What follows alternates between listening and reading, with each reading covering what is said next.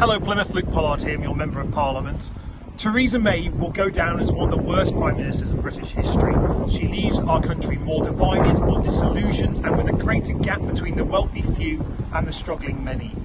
She'll be remembered for being weak and shambolic on Brexit, but her legacy is even worse. There are more children in poverty, more pensioners in poverty, more people in work in poverty, more people using food banks, more people sleeping rough on our streets, and a country where crime is rising and police numbers are falling.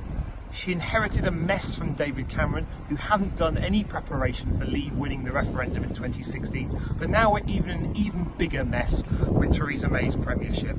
A new Tory leader will not change the fact that the government does not have a parliamentary majority, they can't get any legislation through Parliament, and they are deeply divided over Brexit.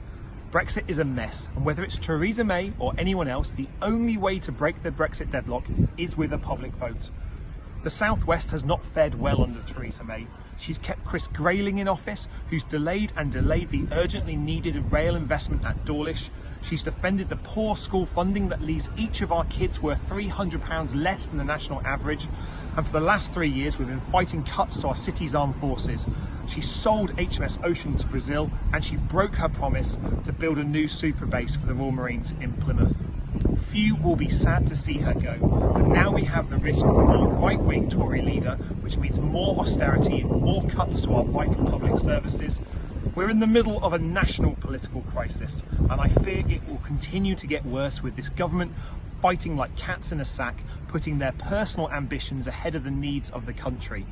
Plymouth needs a Prime Minister who will reverse austerity, build the houses we need, and make sure they're affordable.